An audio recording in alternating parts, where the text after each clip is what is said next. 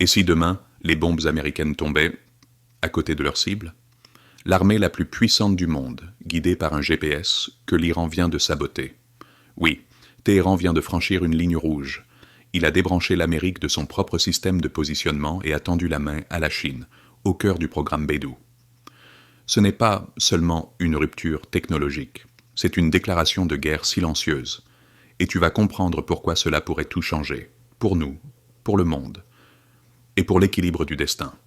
On croyait que la guerre moderne se faisait avec des drones, des F-35 et des frappes immobiles, ciblées. Mais ce qu'on ne voit pas est souvent ce qui contrôle tout. Depuis des décennies, l'armée américaine repose sur un système qui ne fait pas de bruit. Le Global Positioning System, ou GPS. C'est l'outil silencieux qui permet de guider les missiles, de coordonner les bataillons, de diriger les avions. C'est une colonne vertébrale technologique, invisible à l'œil nu, mais vitale pour chaque opération militaire. Et aujourd'hui, l'Iran vient de frapper là. Selon plusieurs sources régionales et des signaux d'observation satellitaires, Téhéran a activé des systèmes de brouillage, GPS, dans certaines zones sensibles, notamment autour du golfe Persique et de ses sites militaires stratégiques. Des interférences intentionnelles, capables de rendre inopérantes certains guidages occidentaux. Ce n'est pas du sabotage, c'est une autonomie déclarée. Mais pourquoi est-ce aussi grave? Parce que cela remet en question le monopole technologique américain sur l'espace numérique militaire. Un missile américain sans GPS, c'est un géant aveugle. Un drone sans signal fiable, c'est une cible facile. L'Iran ne se contente pas de défier militairement l'Amérique. Il en démantèle patiemment l'infrastructure d'hégémonie, celle qui se cache dans le ciel, dans les réseaux, dans les fréquences. Ce n'est pas qu'un acte de défense, c'est une rupture de dépendance. Là où d'autres pays restent attachés à la sécurité que procure le réseau américain, l'Iran choisit de marcher seul, ou plutôt de changer d'orbite, car la suite est encore plus déroutante. L'Iran ne fait pas que rompre avec le GPS, il tend la main à un autre système planétaire, un système chinois. Et cette alliance pourrait redistribuer tous les équilibres de pouvoir. Mais pourquoi couper les liens avec le GPS maintenant? Et surtout, que cache ce virage stratégique? Dans le désert, sous un ciel sans nuages, une parabole s'oriente doucement vers l'horizon. Ce n'est pas un simple geste technique, c'est un signal, un mouvement historique, précis, calculé. Téhéran vient d'aligner ses antennes non plus sur Washington, mais sur Pékin. Depuis des années, la Chine déploie Pyongyang, un maillage invisible de satellites autour de la planète. Beidou, littéralement la grande ours en chinois, n'est pas qu'un système de navigation, c'est un réseau de souveraineté. Et aujourd'hui, l'Iran y entre, discrètement, sans fanfare, mais avec une portée colossale. La bascule est profonde. Chaque signal reçu via Beidou signifie une indépendance nouvelle, une fréquence qui échappe au contrôle américain, une coordination qui ne dépend plus des horloges atomiques de l'US Air Force. À la surface, ce n'est qu'un changement de technologie. Mais en profondeur, c'est un changement de loyauté géopolitique. Le ciel, autrefois monopolisé par l'Occident, devient maintenant un champ partagé. Et l'Iran choisit de s'y mouvoir selon une autre constellation. Ce que Beidou offre, ce n'est pas seulement une alternative, c'est une libération numérique, un espace sans surveillance occidentale, une précision redoutable jusqu'au centimètre près. C'est aussi un langage commun entre puissances marginalisées, un code technologique qui lie la Chine, l'Iran, peut-être bientôt la Russie, dans une même matrice d'autonomie. Mais derrière l'innovation, une question plane comme un drone silencieux. Est-ce là le prix à payer pour ne plus être esclave des satellites ennemis? Car en quittant le GPS, l'Iran se défait d'un collier, mais enfile peut-être un autre. Moins oppressant? Peut-être, mais tout aussi stratégique. La carte du monde ne change pas toujours à coup de guerre ou de traité. Parfois, elle change quand un pays décide de pointer ses antennes vers une autre étoile. Et ce choix n'est pas anodin. Il crée une faille dans l'ordre établi, un schisme dans l'architecture invisible du pouvoir. Il y a deux types de cartes dans le monde, celles qu'on t'enseigne à l'école et celles qu'on ne te montre jamais. Sur ces dernières, il n'y a ni couleur, ni capitale, juste des flux, des trajectoires, des permissions. Chaque satellite y est une sentinelle, chaque orbite un couloir réservé. Et dans ce ciel quadrillé, rien n'est laissé au hasard. Quand l'Iran change de système de géolocalisation, il ne fait pas que changer de fournisseur. Il quitte une grille énergétique, un maillage stratégique, un ensemble de règles imposées. Il cesse d'être un point localisé par l'œil américain pour devenir un acteur anonyme dans une autre sphère de pouvoir.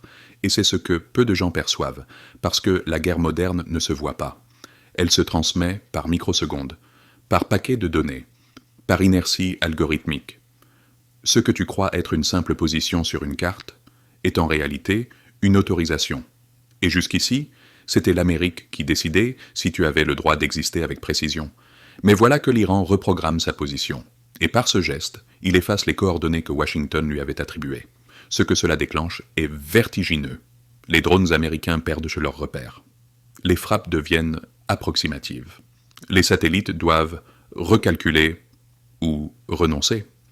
Mais ce n'est pas tout. Derrière ce chaos technique se cache une mutation spirituelle. Car celui qui t'oriente t'influence, celui qui te localise te limite, et celui qui décide des lignes décide aussi de tes ennemis. En rejoignant un autre réseau céleste, l'Iran ne fait pas que défier un empire. Il choisit une autre manière de se situer dans le monde. Ce n'est plus l'Amérique qui tient la règle. Un autre monde, lentement, prend le compas, trace les cercles et inscrit de nouvelles frontières invisibles.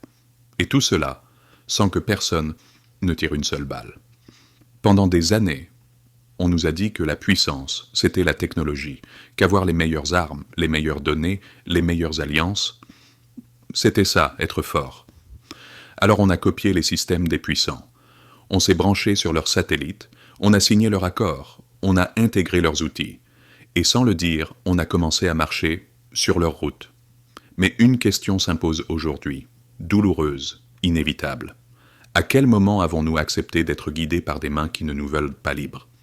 Le GPS te dit où tu es, mais il peut aussi t'empêcher d'aller là où tu dois vraiment aller. Chaque pas devient dépendant d'un signal que tu ne contrôles pas.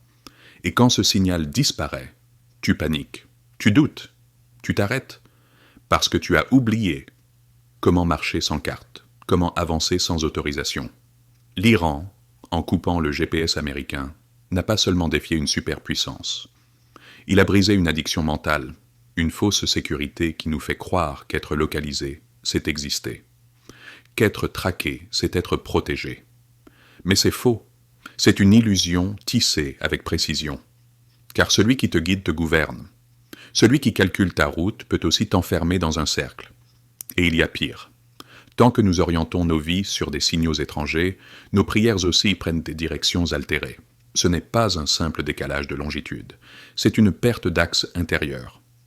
La vraie liberté, celle qui transcende les systèmes, commence toujours par un silence. Un refus d'être constamment suivi. Une décision d'écouter ce qui ne passe pas par satellite, de tourner son visage non pas vers ce que dicte un algorithme, mais vers ce qui appelle de l'intérieur. Il ne s'agit plus seulement de souveraineté militaire. Il s'agit de souveraineté spirituelle. Et peut-être qu'au fond de tout ça, il ne s'agit même plus de l'Iran, mais de toi, de nous, de cette question simple mais déchirante. Qui tient ton cap? Le ciel est devenu silencieux, trop silencieux, mais ce silence cache une guerre sans bruit, sans flash, sans explosion, mais pas sans victime. Beidou contre GPS, Chine contre Amérique, l'Iran contre l'invisible. Et au-dessus de tout cela, une toile tendue à l'échelle planétaire, où chaque satellite est une sentinelle, chaque orbite un champ miné. Ce n'est plus une guerre d'armée, c'est une guerre de trajectoire, une guerre des signaux, des fréquences, des accès. Une guerre où le premier coup tiré n'est pas un missile, mais un code, un algorithme. Et les peuples, eux, ne voient rien. Ils continuent de regarder le sol pendant que le ciel s'électrifie. Les puissances jouent aux échecs dans l'espace. Elles tracent des lignes que personne ne voit. Elles installent des murs faits de données, des cages faites de géolocalisation. Elles divisent le ciel en zones interdites, en couloirs fermés, en autorisations codées. Pendant ce temps, des milliards d'êtres humains lèvent les yeux, sans savoir ce qui les observe en retour. Des milliards de prières montent, sans savoir par quelle orbite elles passent, et dans ce fracas silencieux du ciel, une question spirituelle surgit, brutale, irréversible. Qui te guide vraiment? un satellite à 20 200 km au-dessus de ta tête, ou une voix, plus proche que ta propre respiration, qui t'appelle depuis ton cœur. Parce que cette guerre n'est pas qu'une guerre d'État, c'est une guerre d'orientation, une guerre entre ce qui vient d'en haut et ce qui descend d'en dedans.